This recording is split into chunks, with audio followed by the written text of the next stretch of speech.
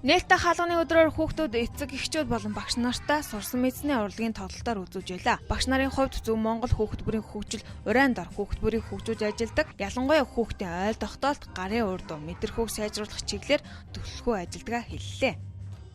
Манай цэцэрлэг өнөөдөр бүх тэр нээлттэй урилганыхаа дагуу манай хамт олон эцэг эхчүүд, хөдөлмөрчид, дүүргийнхээ иргэдийн хурлын төлөөлөгчдөд тайлагнаж байгаа. Ийм л тайлан ажил зохион байгуулагдаж байна. Эрдэмтдийнхээ онолыг үзэл баримталтаа тулгуурлаад одоо мэдрэхүй эрчнийхээ тусламжтайгаар хүүхдүүд нь хөгжиж байхын зөв маа гэдгийг онолыг үндэслэн барьж аваад өнөөдөр ингээд бүх одоо үйл ажиллагаа маань хүүхдүүд нь үйл ажиллагаа мэдрэхүйгээр эхэлж суралцсан зүйтэй маа гэсэн онолыг одоо эрхэмлж энэ өнөөдрийн үйл ажиллагааг эцэгчүүдэд тайлагнаж нээлттэй өдрийнхөө үйл ажиллагааг нээж эхэлж байгаамаа.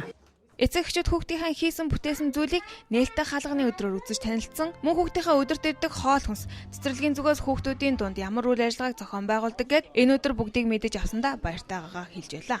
Өдөр энэ цэцэрлэгийнхаа нээлттэй хаалганы өдөртөнд оролцож байна. Тэгээд багш нарын хийж бүтээдэг юм тэгээ хүүхдийн энэ цэцэрлэгс явсан хугацаанд сурч мэдсэн бүх юм ингээд самбарт ингээд үзүүлэн ингээд бас өдөртөө идэх хоол унд ингээд тавьсан байгаа. Тэгээд бид эцэгчүүд бид ингээд бүгдийг танилцаад хэсэгт хангалуун байна. Тэгээд үед ер нь бол хэрэгжиж байгаа хөтөлбөрийн дагуу үйл ажиллагаануудыг маш идэвхтэй эцэгхийн оролцоотой хүүхдүүдийн бас үйл ажиллагаа, гарын уур чадвар, мэдрэхүй, харааны гэсэн тэр 5 мэдрэхүй бүх талаар ингэж хүүхдүүдийг маш сайн аргачлалуудаар ингэж хөгжүүлж байдаг.